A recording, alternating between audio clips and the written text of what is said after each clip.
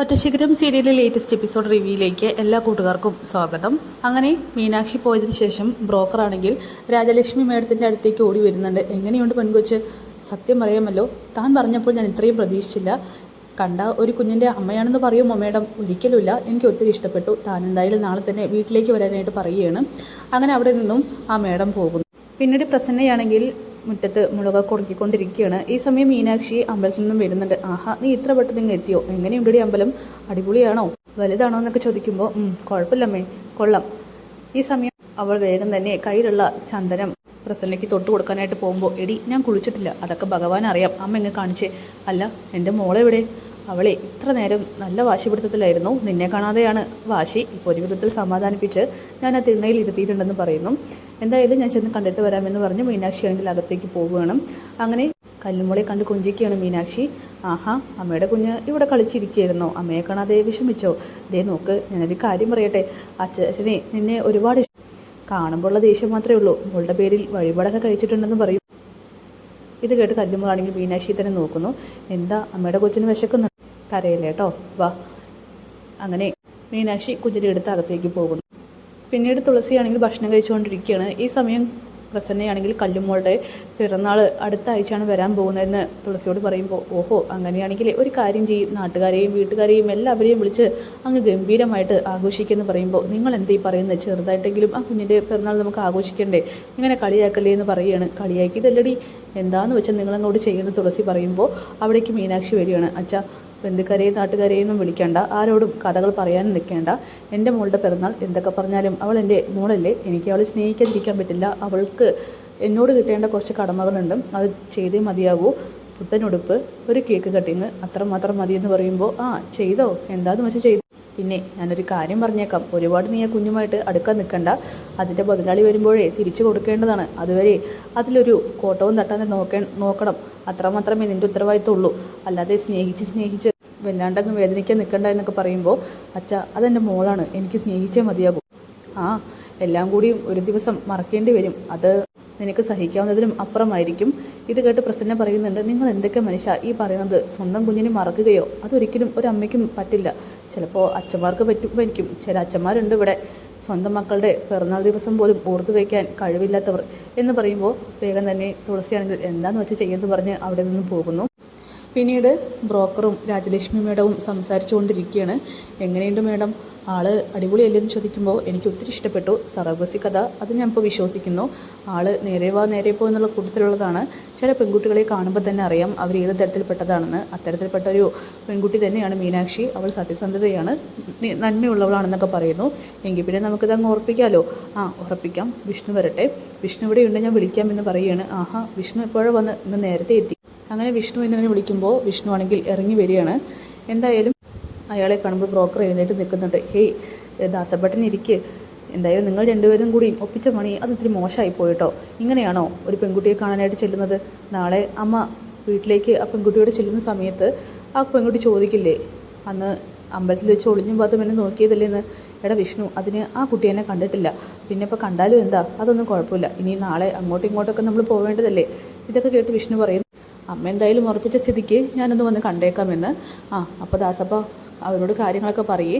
പിന്നെ വിഷ്ണു, ഇയാൾക്ക് എന്താണെന്ന് വേണ്ടച്ചാൽ കൊടുത്ത് വിട്ടയക്കെന്ന് പറയണം. എന്നിട്ട് മേഡം അവിടെ നിന്നും പോകുന്നു. ദാസപ്പനാണെങ്കിൽ സമാധാനം ആവാണ്. കാരണം നല്ലൊരു ബ്രോക്കർ ഫീസ് തന്നെ കിട്ടുമല്ലോ ഈ ഒരു കല്യാണം നടന്നു കിട്ടിയ. അങ്ങനെ രാത്രിയാവുകയാണ്. ഈ സമയം മീനാക്ഷി ആണെങ്കിൽ മഞ്ജുവിനെ ഫോണിൽ വിളിക്കുന്നുണ്ട്. മഞ്ജു വേഗം തന്നെ ഫോൺ എടുക്കുന്നു. ആ മീനു ചേച്ചി പറയേ, എടി നീ എന്താ ചെയ്യുന്നത്? ഉറങ്ങാനായില്ലേ? പാതിരാത്രി ഇരുന്ന് പഠിക്കണം ചേച്ചി, കാരണം അത്രയ്ക്കും പഠിക്കാനുണ്ടെന്ന് പറയുമ്പോൾ, അതെ, നിൻ്റെ ഭാവി നിൻ്റെ കയ്യിൽ മാത്രമാണ്, പഠിപ്പിൽ ഉഴപ്പാൻ നിൽക്കരുത്, പാതിരാത്രി ആയാലും ഇരുന്ന് പഠിക്ക്, എന്നിട്ട് ഭാവി സുരക്ഷിതമാക്കാൻ നോക്കുന്നൊക്കെ പറയുമ്പോൾ, ആഹാ, അപ്പോൾ ചേച്ചിക്ക് എൻ്റെ ഭാവി സുരക്ഷിതമാവണം, ചേച്ചിയുടെ ഭാവിയെക്കുറിച്ച് ഒട്ടും ചിന്തയില്ല. ചേച്ചി ഇതുപോലെ പറഞ്ഞ് ഉപദേശിക്കാൻ ആരെങ്കിലും ഉണ്ടായിരുന്നെങ്കിലോ എന്ന് ഞാൻ ആഗ്രഹിച്ചു പോവുകയാണെന്ന് മഞ്ജു പറയുന്നു.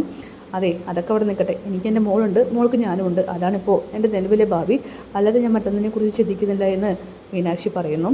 പിന്നെ ഞാനൊരു കാര്യം പറയാൻ വേണ്ടി വിളിച്ചതാണ്ടി. എന്താ ചേച്ചി? അത് നമ്മുടെ കല്ലുമോളുടെ ബർത്ത്ഡേ ആണ് ഈ വരുന്ന ആഴ്ച.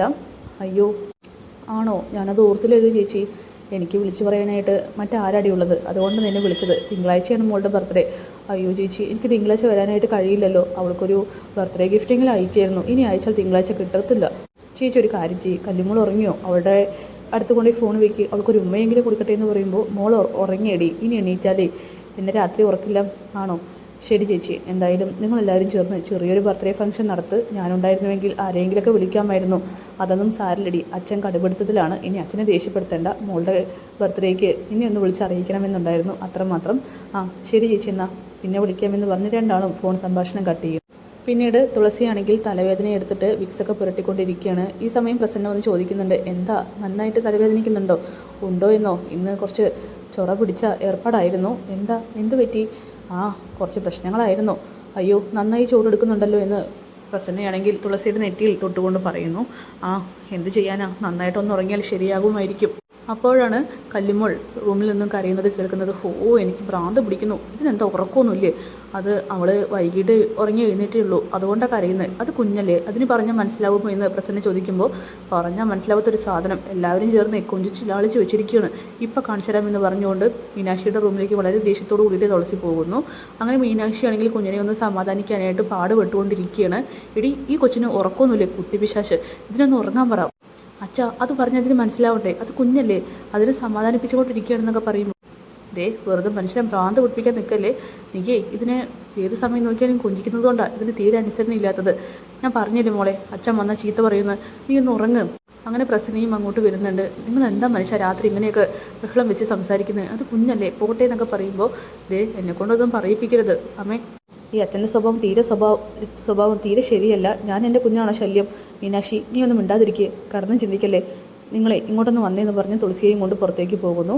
എന്നിട്ട് പ്രസന്ന പറയുന്നുണ്ട് മീനാക്ഷിയോട്, നീ എങ്ങനെയെങ്കിലും അതിൻ്റെ കരച്ചിലൊന്ന് സമാധാനിപ്പിക്കാൻ നോക്കുന്നു. അങ്ങനെ രാവിലെ തന്നെ വിഷ്ണു ആണെങ്കിൽ മീനാക്ഷിയെ പെണ്ണ് കാണാൻ പോകാൻ റെഡിയായിക്കൊണ്ടിരിക്കുകയാണ്. അവിടേക്ക് രാജലക്ഷ്മി മാഡം വരുന്നുണ്ട്. അല്ല കഴിഞ്ഞല്ലേടാ ഇത്ര നേരമായിട്ട്? ആ ഒരുക്കൊന്നും വേണ്ടമ്മേ, അമ്മ എനിക്ക് വേണ്ടി നോക്കിയ പെണ്ണല്ലേ, ഉറപ്പായിട്ടും ഇത് തന്നെ നടക്കുകയുള്ളൂ, അതുകൊണ്ട് ഞാൻ കുറച്ചൊക്കെ ഒരുങ്ങുന്നുള്ളൂ. ആ എങ്കിലേ വേഗം ചെല്ലാൻ നോക്ക്. ആ ബ്രോക്കർ പുറത്ത് വെയിറ്റ് ചെയ്യുന്നുണ്ട്, ബ്രോക്കറിനോട് പറഞ്ഞേക്കണം സ്വത്തും പണം ഒന്നും വേണ്ട എന്ന്, നമുക്കുള്ളത് തന്നെ ധാരാളമാണ്, പിന്നെ ഇങ്ങോട്ട് വരുന്ന വരുമ്പോഴാണ്, അതുകൊണ്ട് നമ്മൾ വേണ്ടുവോളം ചെയ്തോളാം എന്നൊക്കെ പറയുകയാണ്. അങ്ങനെ രണ്ടാൾ പുറത്തേക്ക് പോകുന്നുണ്ട്. ദാസപ്പനോടും ആ കാര്യം സൂചിപ്പിക്കുന്നു.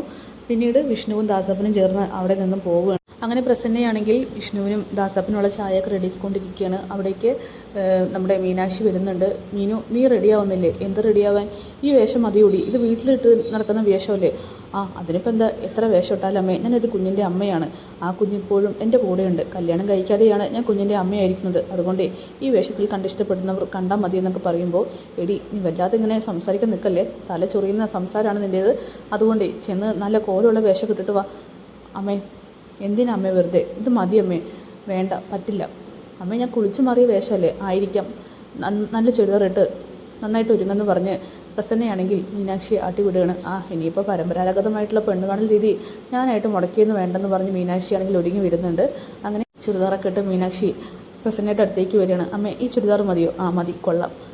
പിന്നീട് പറഞ്ഞ സമയത്ത് തന്നെ അവിടേക്ക് ദാസപ്പനും വിഷ്ണു എത്തുകയാണ്. തുളസി അവരെ കാണുന്നുണ്ട്, അകത്തേക്ക് വിളിച്ചിരുത്തുന്നു. എന്നിട്ട് യാത്ര സുഖമായിരുന്നു എന്നൊക്കെ ചോദിക്കുന്നുണ്ട്. എന്തായാലും പ്രസന്നയോട് ചായ എടുക്കാനായിട്ട് പറയുകയാണ്.